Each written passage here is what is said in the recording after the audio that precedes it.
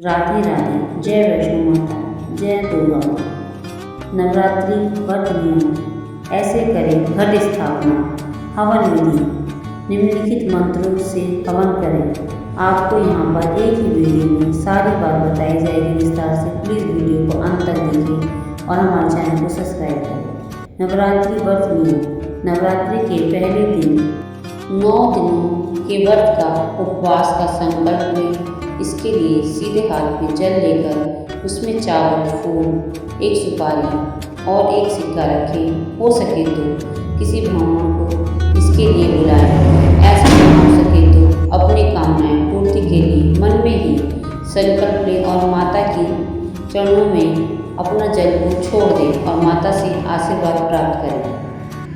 इन दिनों व्रत उपवास में सुबह जल्दी उठकर नहाएं और घर की साफ सफाई करें। पूरे घर में गोमूत्र और गंगा जल का छिड़काव करें। उसके बाद माता जी की पूजा करें। पूजा में ताज़ा पानी और दूध से माता जी को स्नान कराएं। फिर कुमकुम, चंदन, अक्षत, फूल और अन्य सुगंधित चीज़ों से पूजा करें और मिठाई का भोग लगाकर आरती करें। नवरात्रि के पहले ही दिन घी या तेल का दीपक लगाना चाहिए। ध्यान रखें वो दीपक 9 दिनों तक बुझे न पाए। ऐसा ध्यान रखें कि वो दीपक 9 दिन तक लगातार जलता रहे। अगर आपका नहीं है सामर्थ्य तो कोई बात नहीं, जितना देर तक आप जला सकें उतनी देर तक भी जला सकते हैं। 3 व्रत उपवास में वैष्णो माता जी की पूजा करने के बाद ही फलाहार करें। यानी सुबह वैष्णो माँ की पूजा के बाद दूध और कोई फल ले सकते हैं। नमक नहीं खाना चाहिए। उसके बाद दिन भर मन ही मन में माता वैष्णो का ध्यान करते रहें। शाम को फिर से माता जी की पूजा करें और आरती करें। इसके बाद एक बार और फलाहार कर सकते हैं। अगर ना चाहें तो कोई बात नहीं।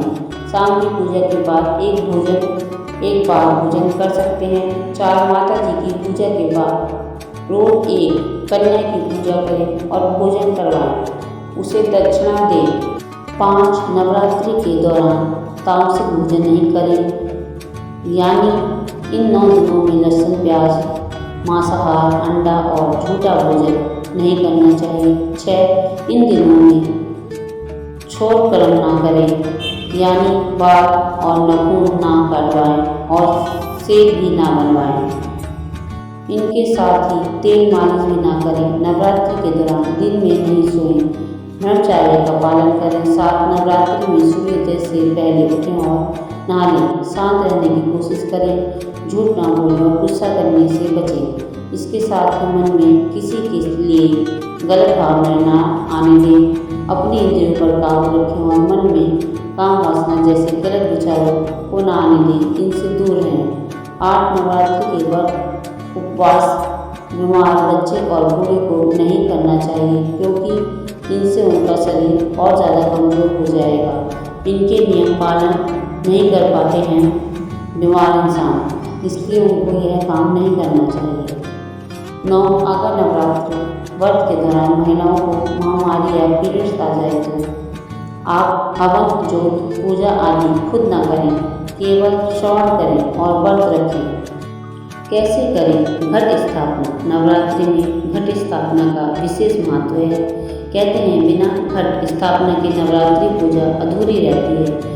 घट की स्थापना नवरात्रि के प्रथम दिन यानी माँ शैलपुत्री की पूजा के दिन की जाती है। कलश स्थापना के लिए लाल रंग का आसन, मिट्टी या घड़ा या कलश, जौ, मिट्टी, रोली, कपूर, मोली, इलायची, लौंग, साबुत, सुपारी, अक्षत, अशोक या आम के पत्ते। 5 सिक्के, लाल चुन्नी, सिंदूर, नारियल, फल, फूल, श्रृंगार, पिटारी और फूल की माला। माता का आशीर्वाद पाने के लिए नवरात्रों के दौरान रोज ही इस श्लोक की स्तुति करना शुभ माना जाता है, या आपको जो भी कोई श्लोक आता है आप उसकी भी स्तुति कर सकते हैं। सर्वे मंगल मंगल्ये शिवे सर्वार्थ साधिके शरणागत त्र्यंबके गौरी नारायणी नमोस्तुते। प्रातः स्नान करके शुभ साफ मिट्टी के द्वारा वेदी निर्माण कर सप्तधन जौ छीट कर जल से भरे हुए कलश में रक्षा सूत्र बांधकर वैदिक मंत्रों के द्वारा कलश स्थापना करना चाहिए। इसके बाद कलश में नरा, रोली, अक्षत, पुष्प, सुपारी, पान एवं दक्षिणा डालकर पंचपल्लव रखकर उस पर पूर्ण पात्र स्थापित कर जटादार जल भरे हुए नारियल को उस पर रखना चाहिए। फिर नवरात्रि के लिए 9 दुर्गा का आह्वान एवं स्थापना कर चाहिए। घट स्थापना के दिन ही जौ, तिल और नवन बीजों को बीजनी यानी एक मिट्टी की परात में बोया जाता है, जो कि माँ पार्वती यानी शैलपुत्री को अन्नपूर्णा स्वरूप पूजन के विधान से जोड़ा जाता है। अष्टमी में अथवा नवमी को इसको काटा जाता है। केसर के लेप के बाद सबके सिर पर रखा जाता है।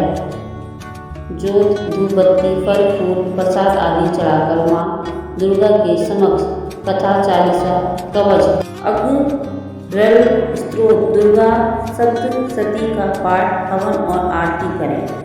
हवन विधि नवरात्रि में संभव हो तो हर रोज छोटा सा हवन करें। हवन में भविष्य उसे कहते हैं जो हवन के दौरान अग्नि में डालते हैं। के लिए दूध, जौ, नारियल, गुड़, मखाना, काजू, किशमिश, छुआरा, मूंगफली, बेलपत्र, शहद की सुगंध, अक्षत चाहिए। इन सभी को मिलाकर हवन बना लें।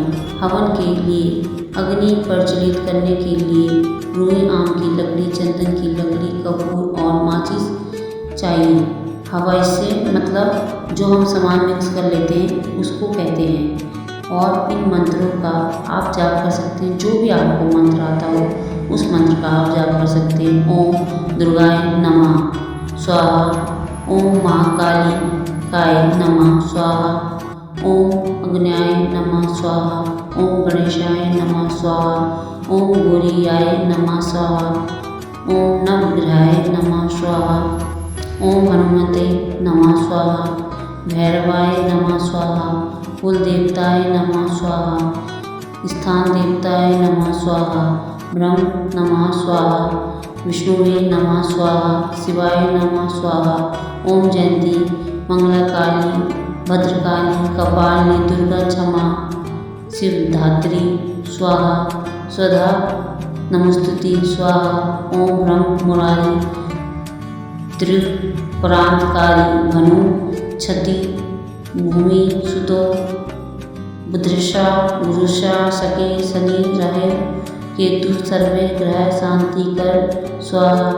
इस तरह के मंत्र बोलकर आप अपना पूरा काम करें। इन मंत्रों के बाद आप सिर्फ ओम एम ह्रीम क्लीम चामुंडाय विच्चे नमः स्वाहा इस बीज मंत्र का 21, 51 या 108 बार उच्चारण कर हवन कुंड में हविष्य डालें।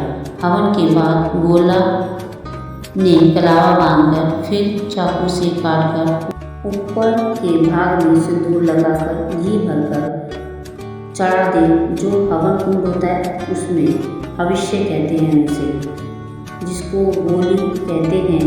फिर पूर्ण आहुति नारियल में छेद कर घी भरकर लाल तुल लपेट कर धागा बांधकर 5 सुपारी, लौंग, जायफल, बतासा, अन्य प्रसाद रखकर पूर्ण आहुति मंत्र बोले। आपको परेशान होने की कोई ज़रूरत नहीं। अगर आपको ये मंत्र नहीं भी आते या बोलने में कुछ गलती हो भी जाती है तो कोई दिक्कत नहीं, भगवान सब माफ़ करते हैं। भगवान सिर्फ श्रद्धा और भाव के भूखे होते हैं। उन्हें सब पता होता है, वह सब कुछ जानते हैं कि कौन भक्त हमारे किस तरह और किस दिल से पूजा कर रहा है। पूर्ण आहुति के बाद आप यथाशक्ति आपको जो भी दक्षिणा माता के पास रखनी है वह रख दें। फिर परिवार सहित आरती करके अपने दोबारा हुए अपराधों के लिए क्षमा याचना करें। क्षमा मांगे। हवन का बहुत सभी लोगों को लगाएं। तत्पश्चात अपने ऊपर किसी से 1 रुपया उतार पाकर किसी को दे दें। इस तरह आप सरल रीति से घर पर हवन संपन्न कर सकते हैं। आपसे कुछ भी ना हो तो सिंपल से बस आप एक काम करें, सारा सामान मिक्स करके ओम एम ह्रीम क्लीम चामुंडाय विच्चे नमः स्वाहा या जो भी आपको मंत्र आता है सच्चे दिल से बस वही करें। आपकी माता रानी पूजा अर्चना जरूर स्वीकार करेगी और आपके व्रत संपन्न होंगे। घर में सुख शांति और खुशहाली आएगी। ये थे नवरात्रि व्रत नियम और घट स्थापना करने की विधि। प्लीज़ वीडियो पसंद आए तो लाइक और शेयर करें। कमेंट में राधे राधे जय वैष्णो माता जरूर लिखें।